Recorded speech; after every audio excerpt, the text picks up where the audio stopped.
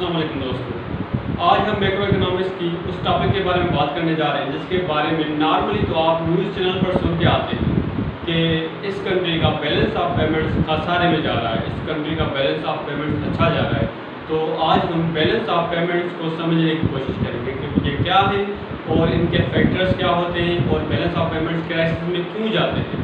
तो सबसे पहले हम देखेंगे डेफिनेशन बैलेंस ऑफ पेमेंट्स की क्या है। Balance of payments is the record of countries international transactions.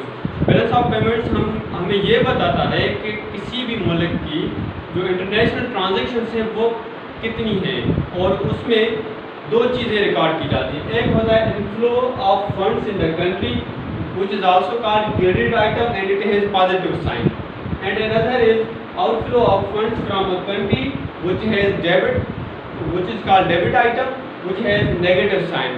अभी देखिए कोई भी आपकी जो कंट्री के इंटरनेशनल ट्रांजैक्शन होती है वो दो किस्म की होती है। एक जिन्हें हम कहते हैं इनफ्लो ऑफ फंड्स, जिसमें इनफ्लो ऑफ फंड्स होता है, फंड्स कंट्री में आते हैं और उसको मैक्रो इकोनॉमिक्स की लैंग्वेज में हम क्रेडिट आइटम कहते हैं। क्रेडिट आइटम या अकाउंटिंग वाली टर्म नहीं होती है, ये मैक्रो वाली टर्म होती है, तो इसको समझते चलिए।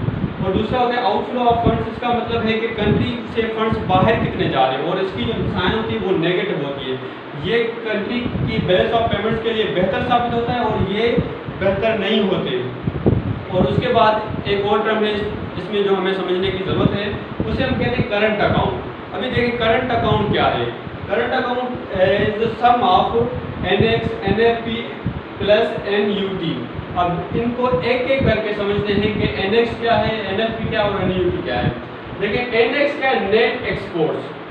नेट एक्सपोर्ट्स का मतलब एक डिफरेंस है, आप एक्सपोर्ट्स माइनस इंपोर्ट्स करेंगे जो इसका डिफरेंस है उससे हम नेट एक्सपोर्ट्स कहते हैं कि एक मुल्क जो एक्सपोर्ट कर रहा है और इंपोर्ट कर रहा है उनका जो डिफरेंस है उसे हम नेट एक्सपोर्ट्स कहते हैं। और उसके बाद है NFP, इसे कहते हैं नेट फैक्टर पेमेंट्स और नेट इनकम फ्रॉम एब्रॉड। देखिए हमारे मुल्क के जो लोग हैं वो बाहर जाके कमा रहे हैं और दूसरे मुल्क के लोग हमारे कंट्री में आकर यहाँ पर कमा रहे हैं, तो हम उनको कितना पे कर रहे हैं और वो हमें कितना पे करें, इनका जो नेट डिफरेंस है उसे हम नेट फैक्टर पेमेंट्स कहते हैं। और इसे और दूसरे अल्फाज में से कहते हैं नेट इनकम फ्रॉम एब्रॉड। और उसके बाद एक और जो टर्म करंट अकाउंट में आती है उसे हम कहते हैं नेट यूनिलैटरल ट्रांसफर्स। ये ऐसे ट्रांसफर्स होते हैं, ऐसे फंड्स होते हैं जो यूनिलैटरल ट्रांजैक्शन करते हैं। ये सिर्फ एक तरफा की ट्रांजैक्शन होती है, जैसे कि किसी कंट्री ने लेट सपोज कंट्री के एग्जांपल ले लें, एक कंट्री बी कंट्री को कुछ फंड्स दे देता है लेकिन उसके बरअक्स उससे कुछ नहीं लेता, तो उसे हम कहेंगे ये यूनिलैटरल ट्रांसफर्स है। तो ये तीनों चीज़ें मिला के जब इन सब तीनों चीज़ों को मिलाएंगे, ऐड करेंगे तो हमारा सम इक्वल हो जाएगा करंट अकाउंट से। और करंट अकाउंट यहाँ पर दो नोट्स लिखे हुए हैं छोटे से कि if current account is positive it is current account, if it is current account surplus. अगर करंट अकाउंट पॉजिटिव जाएगा तो हम ये कहेंगे कि करंट अकाउंट सरप्लस में जा रहा है। और एंड फेवरेबल आउटकम, और ये सरप्लस में फेवरेबल आउटकम होता है कि हर कंट्री यही चाहता है कि हमारा जो करंट अकाउंट है वो डेफिसिट ना हो, सरप्लस हो। डेफिसिट उसे कहते हैं कि अगर हमारा करंट अकाउंट नेगेटिव में चला जाए, इसका मतलब यह है कि हमारे जो currently produce goods and services हैं वो कम पड़ रही हैं और जितने हम कंज्यूम ज़्यादा करें और लेकिन प्रोड्यूस कम करें, तो इसलिए ये नेगेटिव में जा सकता है। उसके बाद यहाँ पर एक नोट लिखा हुआ है, नोट नंबर 1, मैंने इसको नंबर दे दिया है कि एक current account deficit will cause crisis in balance of payments. जो करंट अकाउंट डेफिसिट होता है उसी की वजह से आपकी बैलेंस ऑफ पेमेंट्स में क्राइसिस आ जा सकते हैं। तो ये हमारा रीज़न नंबर 1 हुआ। तो आगे चलते हैं, कुछ और टर्म से जो बैलेंस ऑफ पेमेंट्स को इफेक्ट करती हैं उसको समझने की कोशिश करते हैं कि उनमें से दूसरी जो करंट अकाउंट के बाद जो टर्म है वो है capital and financial account. Capital and financial account क्या है? फाइनेंशियल इनफ्लो, इसमें दो चीज़ें आ जाती हैं कि कोई भी कंट्री कितने एसेट्स परचेज कर रहा है और कितने एसेट्स जो है कि वो सेल कर रहा है किसी भी कंट्री में से।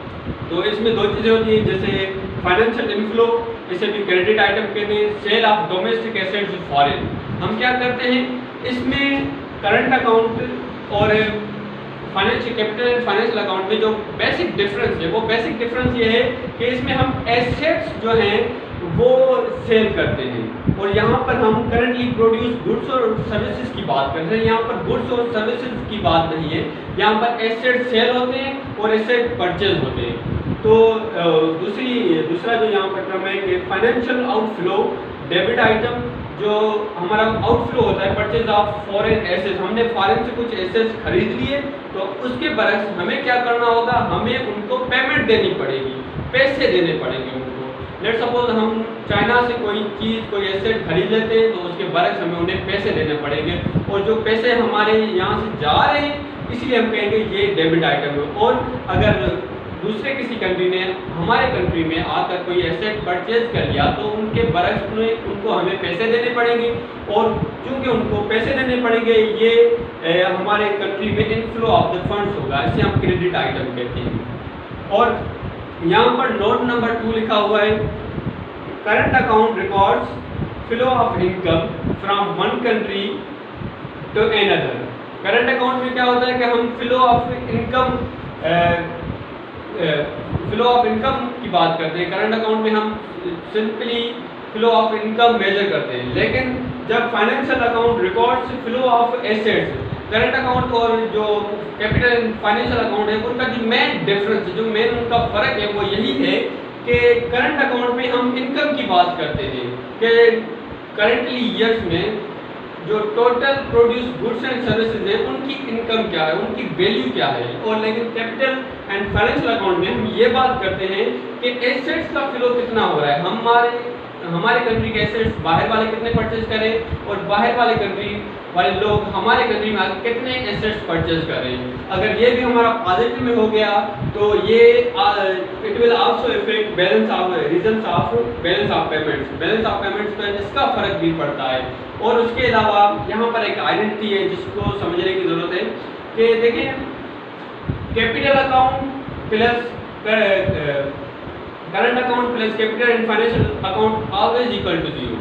अब ये कैसे, अगर हम इन दोनों का सम करें तो ये हमेशा ये एक आइडेंटिटी है कि हमें नेट जो मिलेगा वो 0 मिलेगा। वो कैसे, लेट्स सपोज एग्जांपल ले लेते हैं, Pakistan purchase tomato from India of ₹1 million. Pakistan India से 1 मिलियन के जो है कि टोमेटोज परचेज कर लेता है, उसके बरक्स India purchase cotton of ₹1 million from Pakistan. तो इंडिया को हम अगर हम टोमेटो इंपोर्ट करें उनसे परचेज करें तो उनको हम ₹1 मिलियन दे रहे हैं। Funds of inflow of funds हमारे कंट्री से आउट हो रहा है, आउटफ्लो ऑफ द फंड्स हो रहा है। और जो अगर वो हमसे कॉटन परचेज करें तो इसका मतलब क्या होगा कि हमारे कंट्री में इनफ्लो ऑफ द फंड्स होगा और इनका जो नेट बनाएंगे वो हमारा 0 होगा। नोट नंबर यहाँ पर 3 लिखा हुआ है, the crisis in capital and financial account will also cause crisis in balance of payments. अगर हमारे कैपिटल एंड फाइनेंशियल अकाउंट में क्राइसिस आ गए तो हमारे बैलेंस ऑफ पेमेंट्स में भी क्राइसिस आ सकते हैं। और उसके बाद जो तीसरी मेन चीज़ होती है इसमें जिसको समझने की ज़रूरत है वो है the official settlements of balance. ये क्या होते हैं, official reserves used for payments such as gold, foreign securities, bank deposits used for international transactions. Central bank uses official reserves in buying and selling.